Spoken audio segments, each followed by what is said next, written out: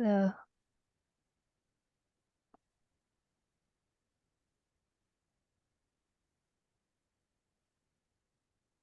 Hello, friends. hello. Happy time of day. Hmm.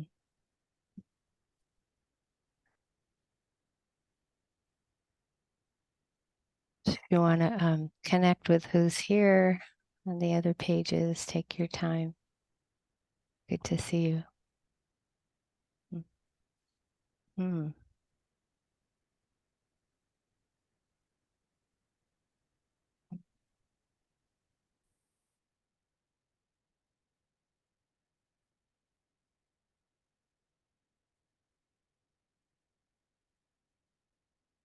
Hmm.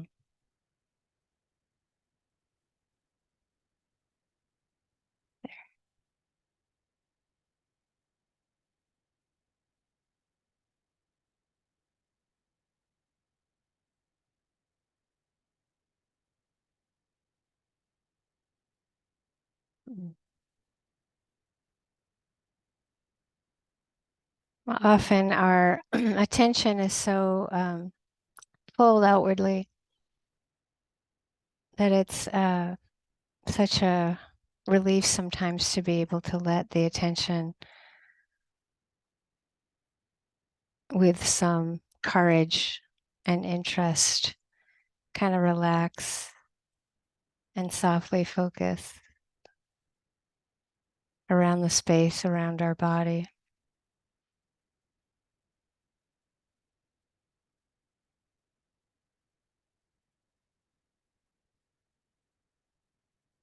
And at first I think it's more spacious to just acknowledge that hearing is happening,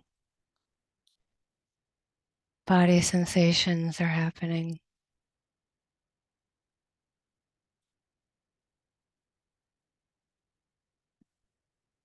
Seeing, smelling, tasting is happening.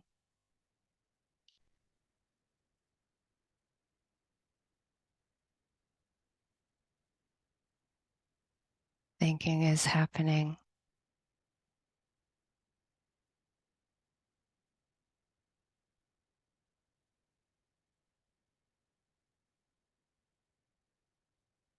And with the beginning, sometimes it's nice to have just that sense of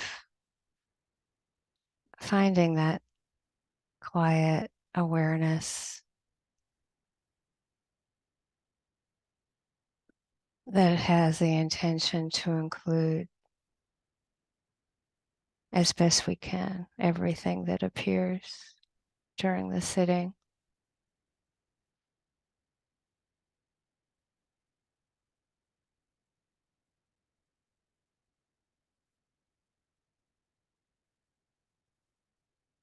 And usually that also requires the intention to remember the vast range of joy and sorrow that we take birth into.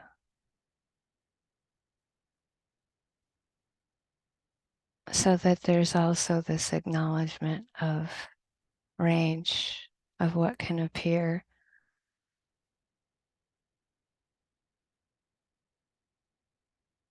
That range of beauty and pleasantness.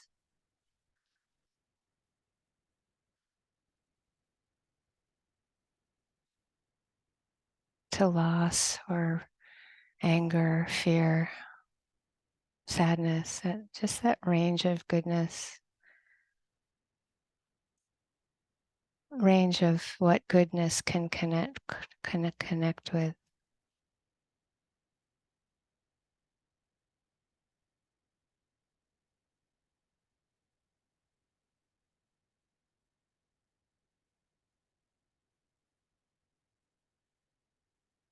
Caring about any pain within and without.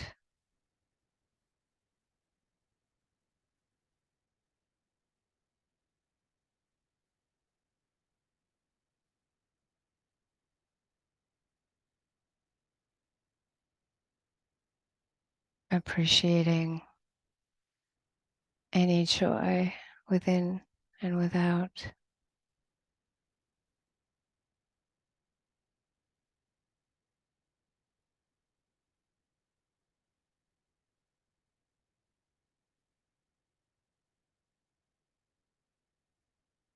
And also acknowledging that we'll have times of acceptance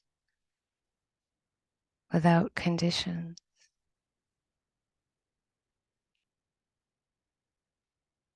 and resistance, which we don't have to push away, but allow and respect for that to also come and go by itself, just as it is.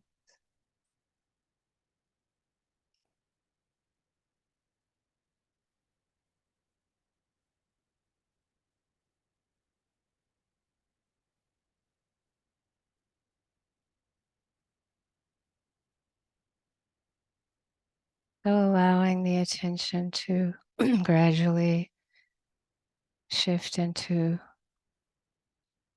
just being with sounds just as they are, concepts, names, thoughts about will come and go.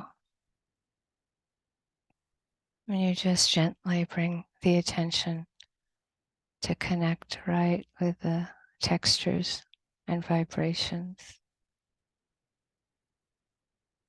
as they appear and disappear.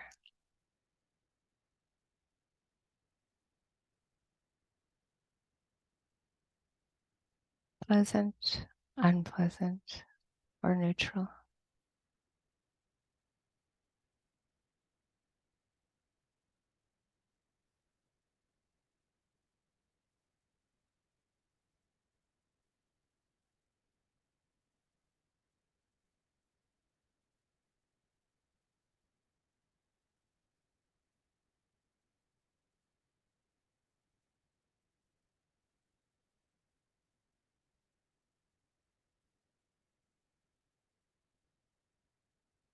And that vast, fathom-long body of ours, the space around our body, there are the names: elbow, toe, breath, hand, face,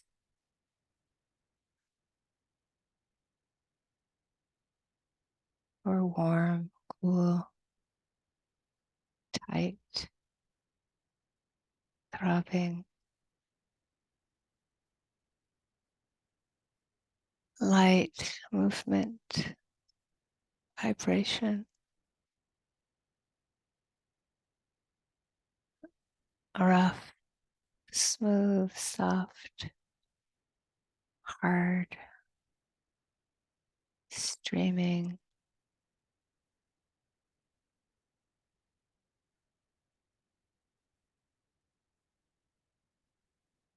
And that never again this moment, soft emergence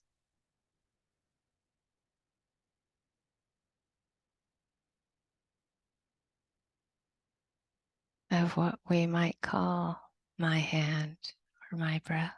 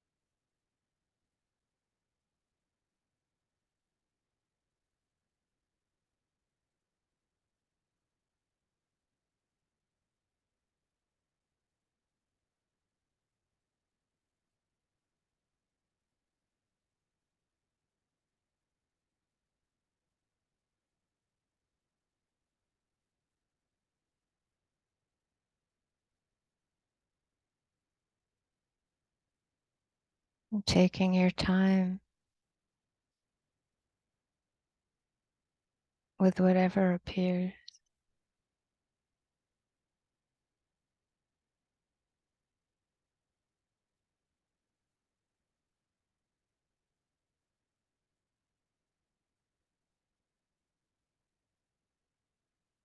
Clusters of thought or emotion.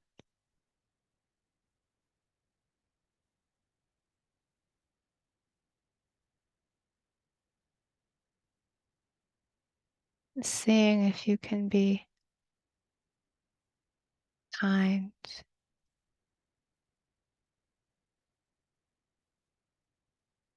interested,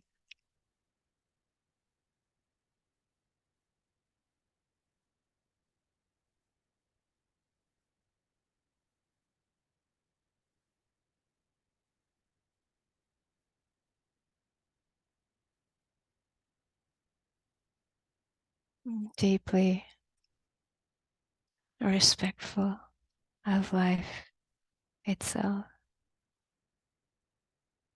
just as it is.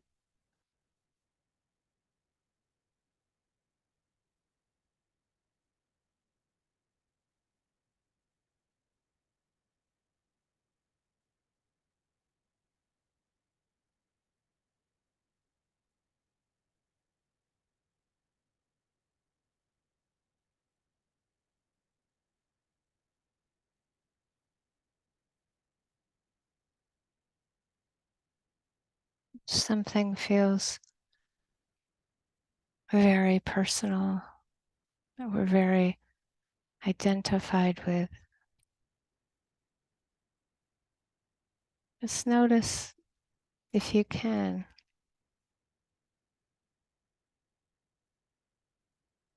how the attention feels, if it feels constricted or tight or holding on.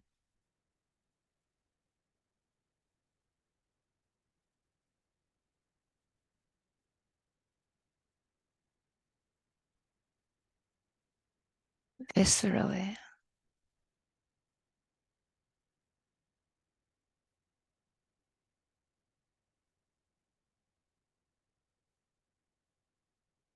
Notice how the attention feels, how you experience it viscerally when you notice a sound disappear.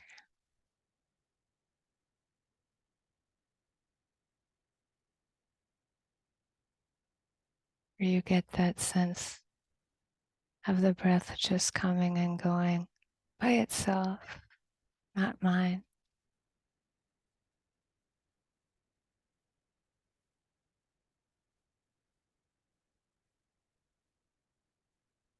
So you get that sense of exploring, not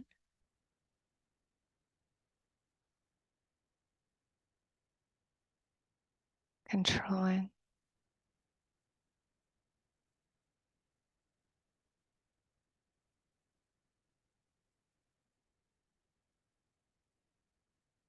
With great care,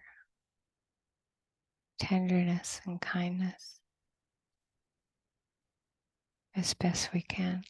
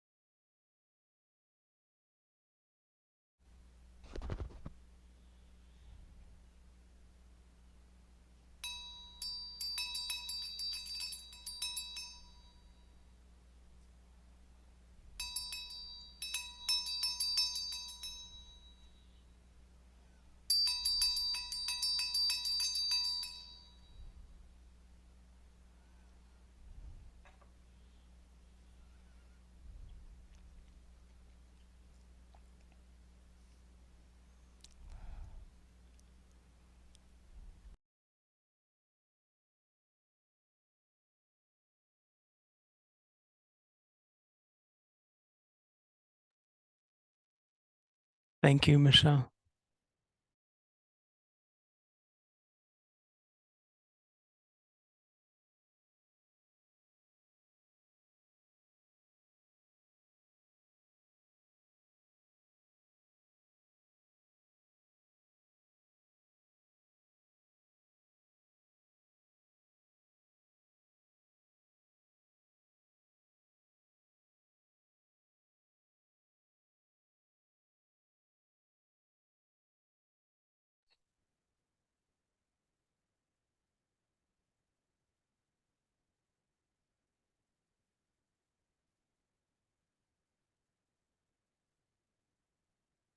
Um, so as many of you know, I was traveling for about 3 months this fall um, in South America, mostly to visit family and study music and sit. Um, and so I got back just over a week ago, and it was such a great opportunity to to witness this phenomena of having 3 months of just like totally different my daily life and then in different ways throughout that 3 months, and like countless experiences and interactions and events and things I witnessed and then to arrive back home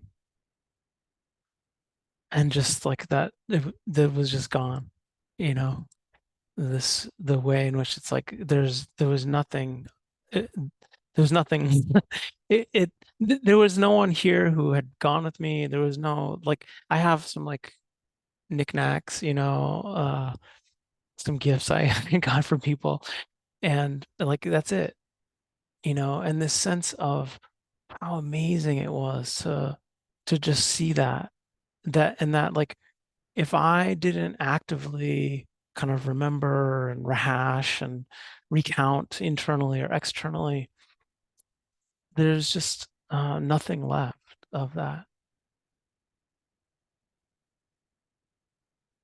Not to say that there is an impact, right? That things might not have changed in me on different patternings or that that's not real, right? That all of that, not to say that it didn't happen or that people aren't still out there who I was with living their lives. Mm. But the illusion of momentum is broken so easily in that type of experience that's so powerful and so important, um, and so hard to see in our daily lives.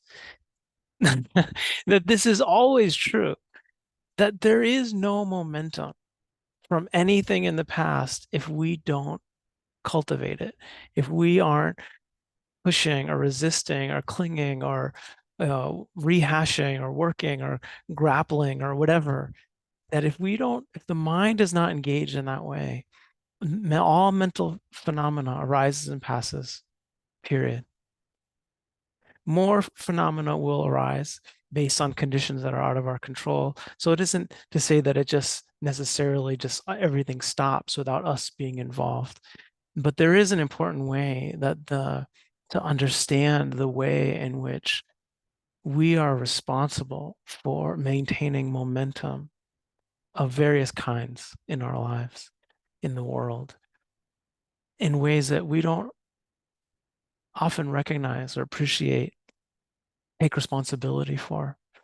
And so there was something like so profound in watching that happen, where it's like seeing that, of course, I can recall and I can tell a story, or I can reach out, or I can, kind of cultivate a memory of the past, 3 months, or the past 3 years, or the past 45 years. But that on a very important level, if I'm not doing that, it doesn't happen. That it doesn't exist anymore. That really all that exists is what's unfolding right now in the present moment in mind and body. And what we do with that is this incredible power and responsibility that's so important to recognize.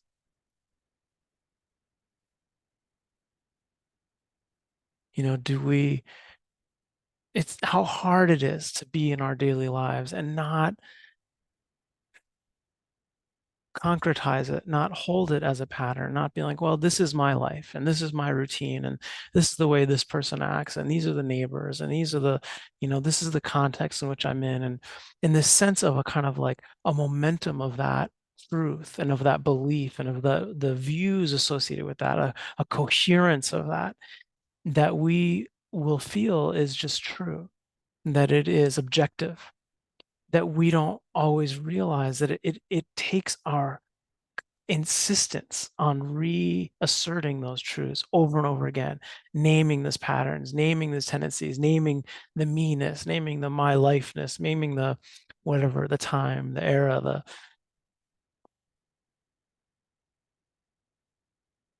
context, that it requires our conjuring, to do that. And not to say that it's wrong or that we shouldn't do that. I mean, it there are a lot of useful things about a sense of coherence in our lives, in our world, you know, the functionality of that. But do we really see that it's not happening on its own? That we are participating in that in every moment? And what does that mean if we really see the fullness of that participation and take responsibility for that? I don't I don't really know the laws of physics that I'm about to postulate, but there's something about like an object set in motion will continue in that way, in that direction, uh, unless some other force acts upon it, right? That's some principle somewhere, poorly stated, I'm sure. Uh, right, this idea that unless something happens, there is a momentum, there is a continuity of a force if a force gets acted on something. And it's so cool to really see how whether that is true in terms of materiality, that we can witness very directly that it's not true in terms of the mind. That actually mind arises and passes in any given moment, and it does not continue. It does not perpetuate without some force acting upon it, without the resistance as a force, pushing as a force, pulling as a force, craving, aversion, resentment, fantasizing, love, compassion, care, right? We see that there are ways in which we can have very beautiful forces that impel things forward in the mind and the body, materially, spiritually, in our lives, in the world. Where do we understand and recognize that piece of the responsibility for what we are given, the incredible inundation of mental and physical sensory phenomena that we are subject to in each moment, right? This cascade of seeing, hearing, smelling, tasting, touching, mind, body. And that actually each of those discrete moments of phenomena can be observed. And because they can be observed, the mental emotional response to those is something that we see is a result of incredible conditioning, incredible patterning, in our lives and from well beyond, you know, families and culture and the forces of human history acting upon this little entanglement here. And so that the more we're able to see, the more of a sense of responsibility we have. for being able to attend to each moment of experience with as much kindness, as much clarity, as much compassion, as much, and to be as careful as we can with what unfolds in terms of attachment, in terms of resentment, hatred, violence, animosity, jealousy, clinging, but also the compassion for recognizing how hard it is, how hard it is just to see these things, how hard it is to have a mature, spiritually mature, responsible relationship to these phenomena as they're unfolding. What a tall task that is, for each of us, for the world.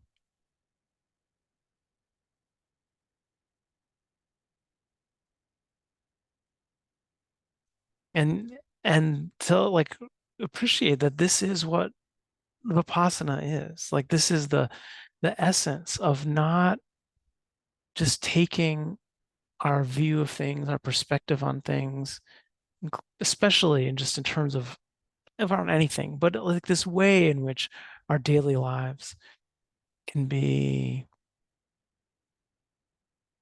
our perspective on them, a truth around them can be just taken for granted. That we don't see them freshly. We don't recognize each moment as new. We get into, yeah, our resentments or all of the different human relationships that might be complicated in our lives, all of the different realities that we might face, financially, physically, uh, socially, on any level, how hard it is to recognize our responsibility for certain parts of their momentum persisting, right? Not that we can control phenomena, their arising and passing, but that we have responsibility around the heart's response and what we perpetuate, what we cultivate, what we push forward in the world, in our lives.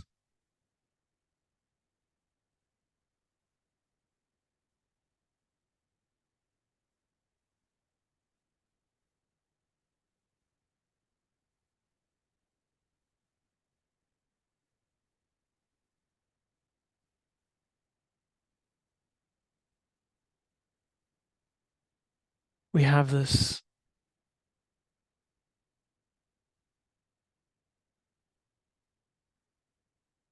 dilemma, tension, dance, beauty, between in this practice, like the relationship between something that feels more like discipline and more around insight.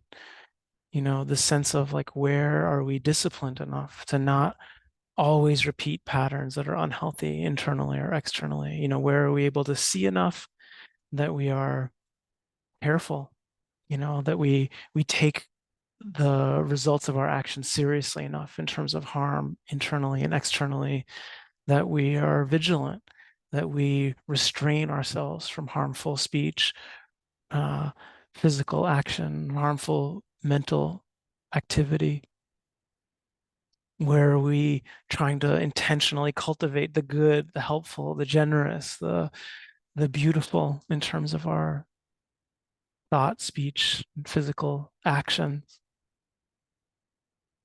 But also that it is ultimately the liberation is a function of insight, right? That there is an important role to play around a vigilance, around discipline, around carefulness, right? Um,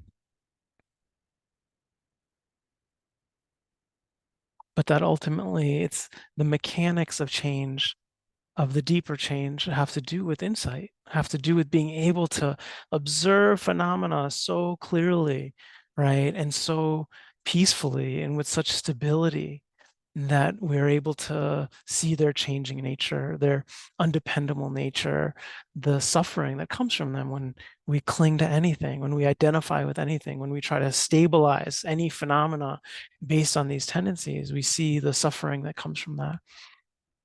That it is ultimately dependent, the stopping of the momentum of harm is dependent upon insight. upon seeing the nature of phenomena, and that it is through that seeing in the most stable degree that actually the momentum towards suffering comes to an end. This experience of cessation. This is from the Questions of King Melinda, talking about a yogi having insight. Their consciousness, while carrying on the practice of noting, passes beyond the continuous occurrence of phenomena and alights upon non-occurrence.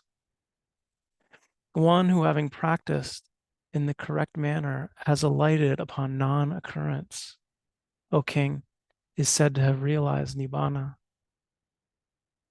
The meaning is this: the meditator who wishes to realize Nibbana should repeatedly bring to mind, through the practice of noting, every bodily and mental process that appears at any of the 6 sense doors. When they bring them to mind thus, their consciousness engaged in noting until adaptation knowledge is reached, falling upon every moment the conditioned bodily and mental formations, because they called here continuous occurrence, because they go on occurring over and over and over again in unbroken flow like a river's current. But in the last phase, instead of falling upon that continuous occurrence, consciousness passes beyond it and alights upon non-occurrence, which is the very opposite of bodily and mental formations, called here occurrence. In other words, it arrives at non-occurrence. That is to say, it reaches, as if alights upon, cessation, which is the stilling of formation. When that meditator, having already before practiced correctly, and without deviation by the way of knowledge of arising and passing and other knowledges, has in this manner arrived at non-occurrence, is said to have realized Nibbana. They are called one who has made Nibbana a direct experience and has actually seen it.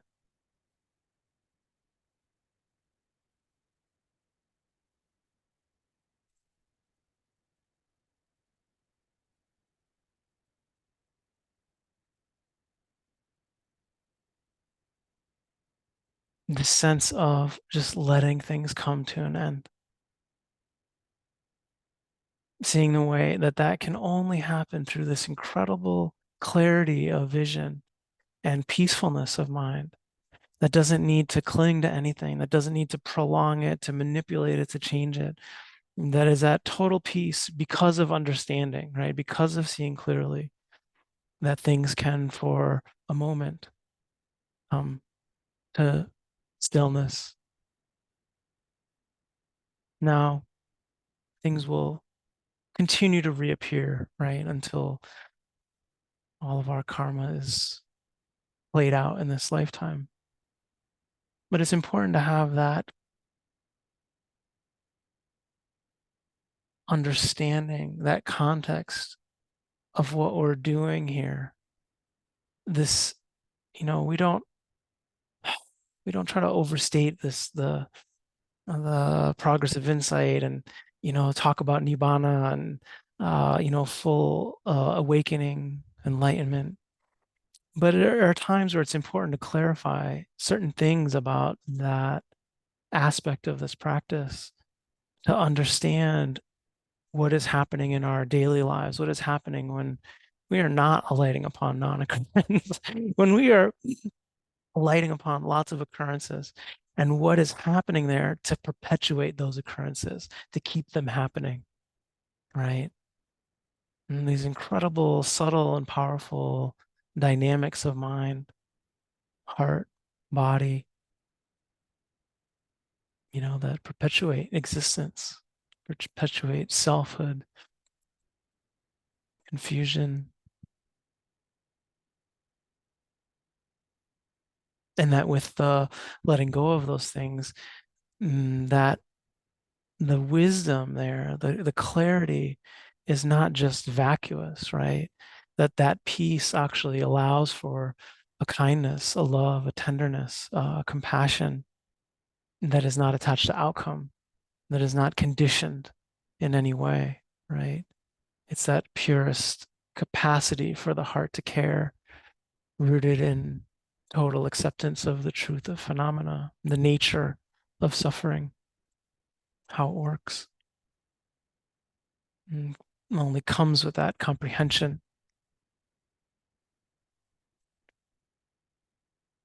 And there's two little poems from Stonehouse I thought I'd offer that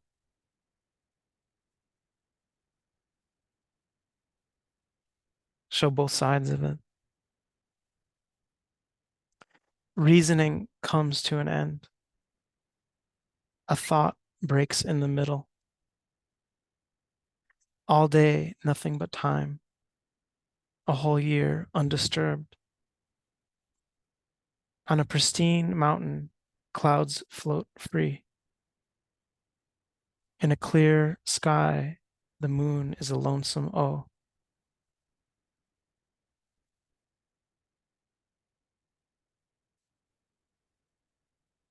Reasoning comes to an end. A thought breaks in the middle. All day, nothing but time. The whole year undisturbed.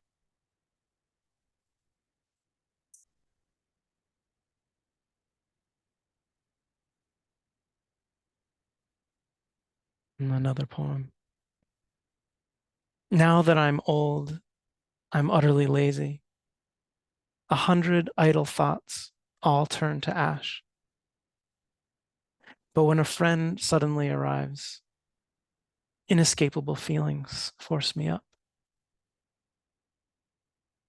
Now that I'm old, I'm utterly lazy. 100 idle thoughts all turn to ash. But when a friend suddenly arrives, inescapable feelings force me up.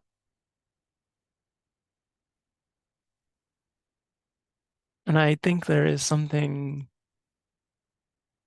wonderful about that acknowledgement of what is it that surges in the heart, you know, if a friend knocks on the door and mm, where is it the natural response? Where is it, uh, where does one have total access to all of our thoughts turning to ash? And then the beautiful, wholesome impulse to connect and to uh, share time with a loved one and uh, have a beautiful experience, right, with a friend.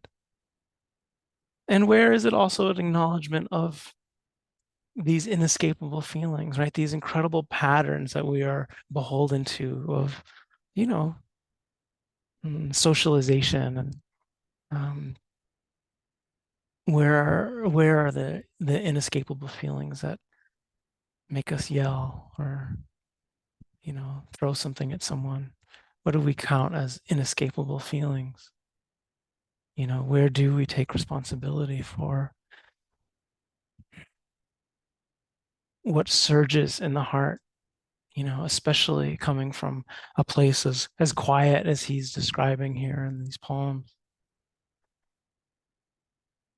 It is hard. Well, someone in my family used to snidely say, "Oh, it's easy to go get enlightened up on the mountain, but blah blah blah blah blah," which is like ridiculous if you've ever tried to go get enlightened on the mountain, um, especially from someone who's never tried. Uh, but there is something to be said about like that with the conditions of practice, right? And the stability of retreat and being able to really try to observe these like subtle phenomena happening. Yes, there is something there is more of a chance, right, of being able to not get hooked in some of these things. And it is harder in our daily lives. Uh, these patterns of behavior in ourselves, in our families, in our society, in our world, it's like they're so deep, they're so mm,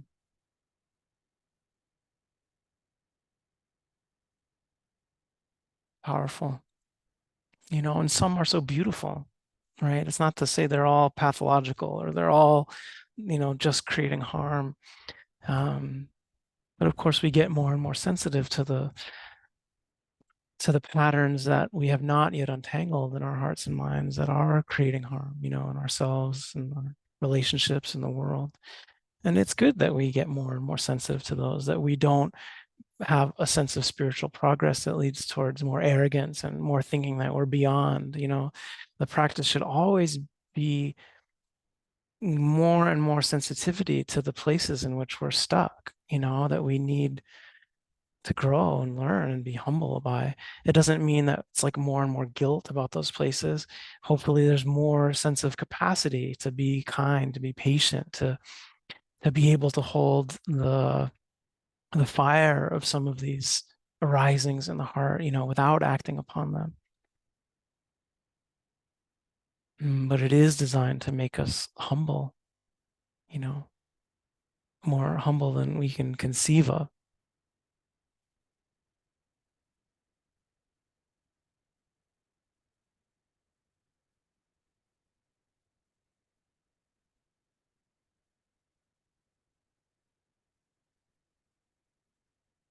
That that thing I described in terms of the progressive insight, there's, you know, a bunch of these little sort of stages that are noted in sequence, and there's one soon after that's called sometimes it's called the insight into change of lineage, or something to that effect. This sense of lineage, the sense of that we are heirs to our own actions, we're heirs to so much past action, in our direct lines and lines that are inconceivable in terms of what we have inherited.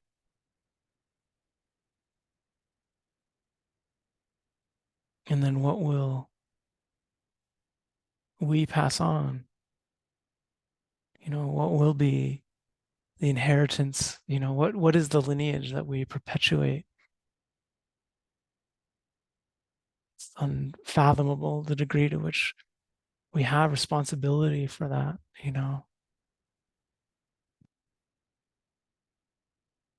and how amazing the possibility we have in changing that and shifting that and not perpetuating things that cause harm, confusion, suffering, ourselves and the world.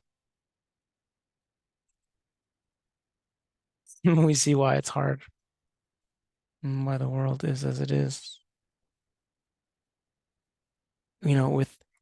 With all phenomena immediately ceasing once it arises, the force it takes to have love be a, a driving force in our lives, a driving force in the world, that it's like it doesn't have its own momentum.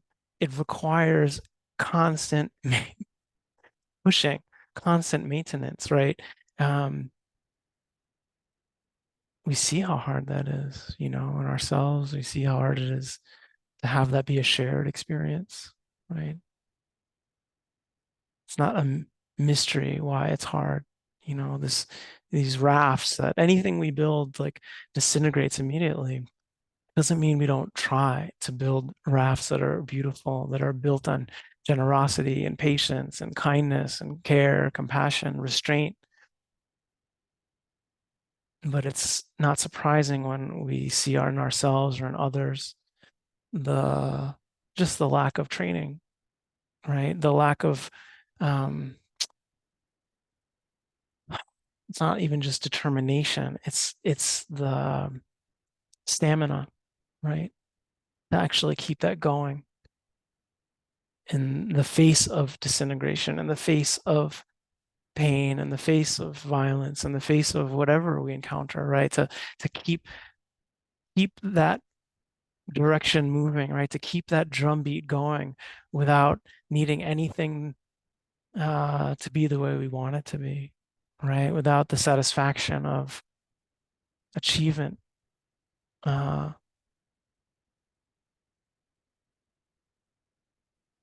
of success, around our intentions, and yet the spiritual value of that work is so powerful, right? And heartbreaking. And it's part of the way we know it's valuable, right? It's part of the sense that it's like, okay, right, this is doing the work. It's like, where are we still attached to outcome? Where are we still attached to the impact of our actions? Understandably, right?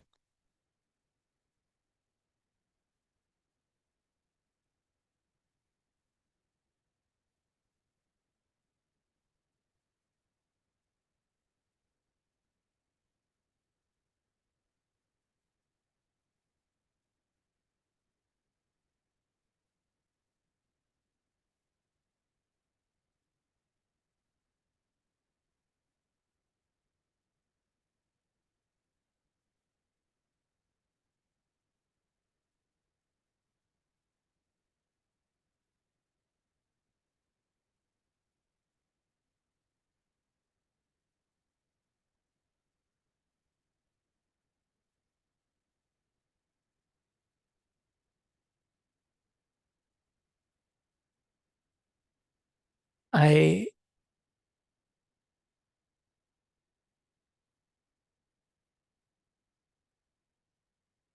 I have long been um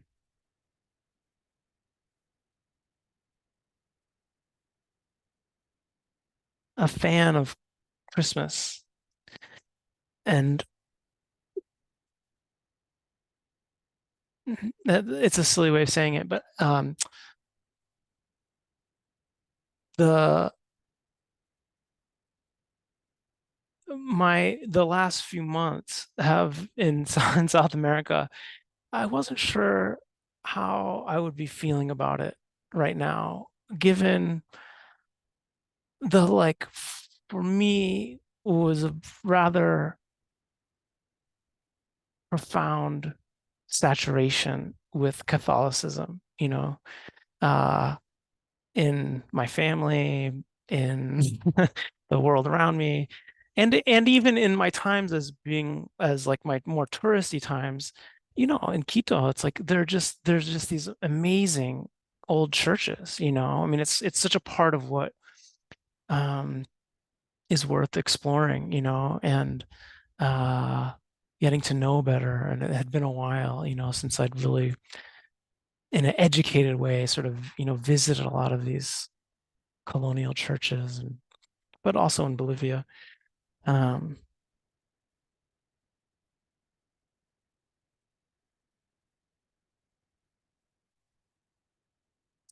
I won't go too into it, except for just that it's hard. It's very there are there's things of incredible beauty, right, in the tradition, in these churches. Um, Culturally, there are things that I love about Jesus, of course, but also the story of the nativity, right? And the there's the notion that a savior is born, and what a relief that would be. Even if I don't believe in it, there's something so beautiful about that notion, right? That I can resonate with in my heart very deeply. Mm, there are positive memories I have, and traditions in my family.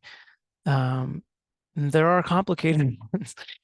It's like there is this heritage that is complicated, right? That has horrors, like the most horrible horrors of human that can happen in human reality, and of like such sublime beauty as well, And I really wasn't sure. And I definitely hit a wall at some point after how many masses, and mi culpa, mi gran culpa. It's like, oh my God, I hit some place where it was like, I can't take it anymore. And this wasn't my childhood was not Catholic, right? My parents were radicals, and I didn't have to go to church. So it wasn't even like I didn't have to deal with that level of like evocativeness. It just got to be too much. And yet, I come home and like I'm happy listening to Christmas carols. And I'm going to go, even though I've just been traveling for 3 months, I'm going to go to Massachusetts and um, be with my family for Christmas.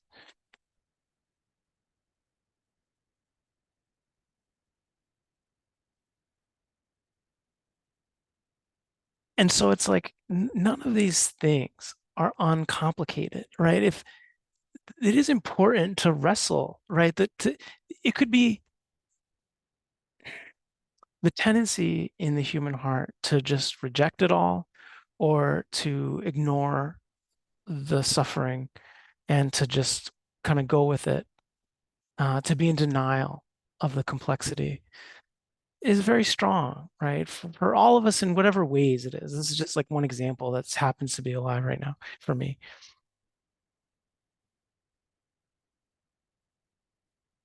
It always feels more important to, there might be times where we need to simplify, or we need the space, where engaging the complexity is too much, right? Or where we need to simply enjoy things and uh, not always be entangled with like the mountain of tumult that is involved in, you know, every single kind of, human tradition. Um, there are times where we may need to negotiate in ways that are more polarized, but at the same time, ultimately, the acknowledgement that like all of these things are complicated and they're hard for the heart to bear the complex range of truths around the holiness and the horror, of any given thing, right, that we might be engaged with. But this sense of what are we responsible for? We have an inheritance. There is some tradition, right? Something that is, whether it's a religious tradition, a spiritual tradition, a tradition of thought, a tradition of violence, a tradition of whatever patterning, right? Of insecurity, of fear, of whatever, and all of the nuances and all the texture and all of the ways in which it feels like home in terrible and beautiful ways, right? That that our identities are wrapped up in it, that are so complex. This sense of like, are we willing to be in the heart's complexity of something because we want to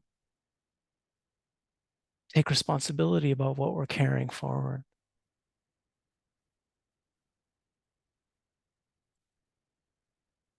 You know, it's like my mom has terminal cancer. You know, that's why I'm going home. And it's like, I'm going to try to like honor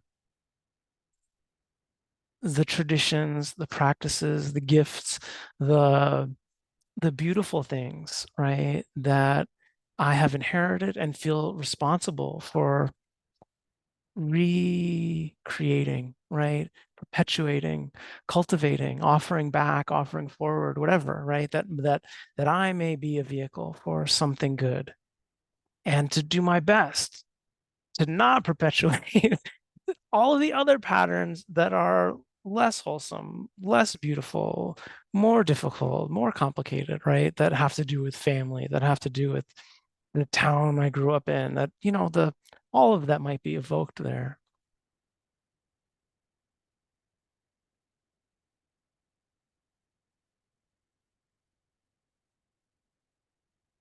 And it's just, it's good to try.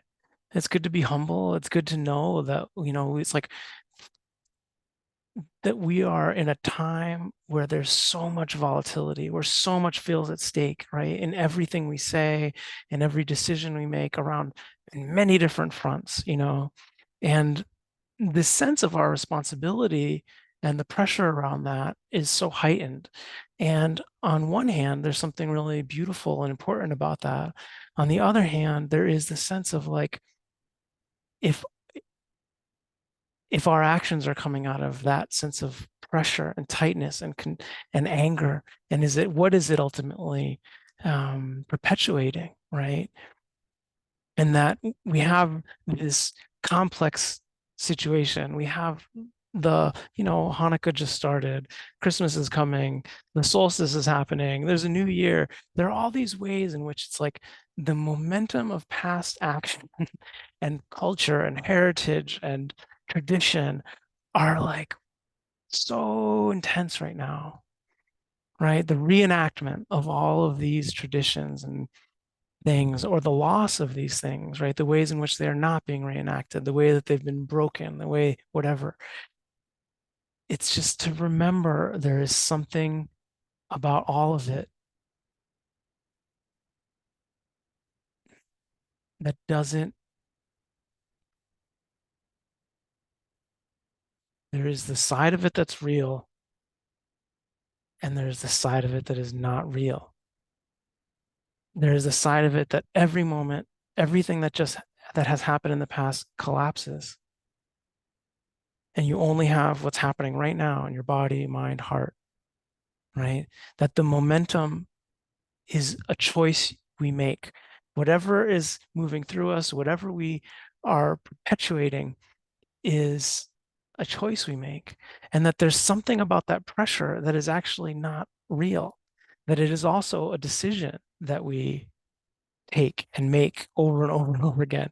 And that there's places where we can pull outside of that. There's places where we are not beholden to that. We are only going to take responsibility for this next word, right? For this next gesture of mind, body, heart.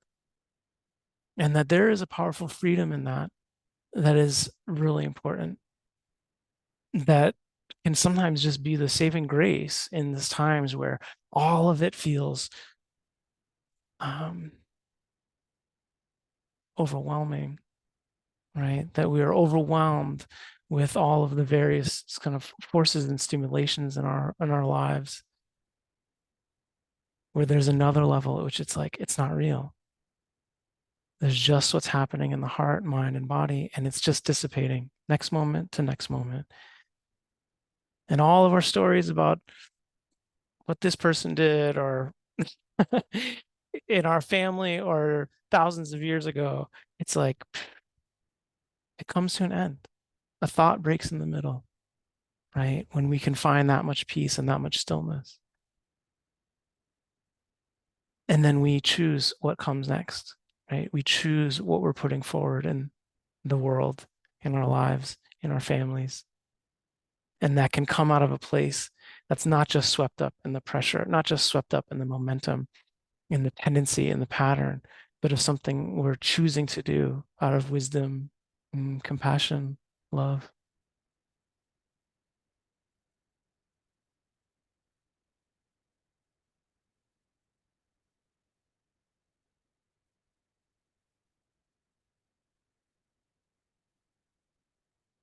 Yeah.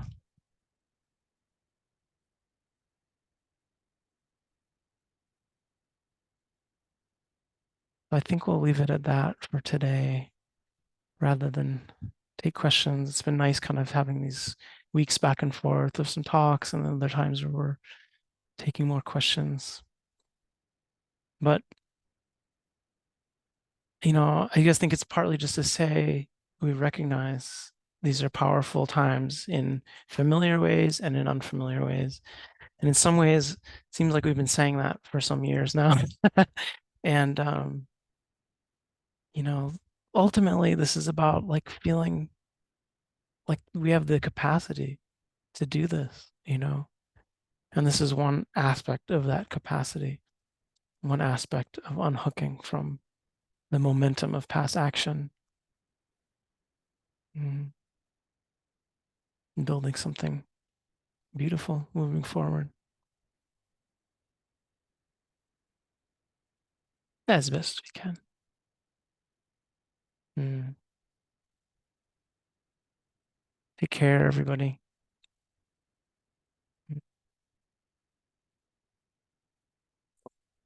See you next Sunday. Mm.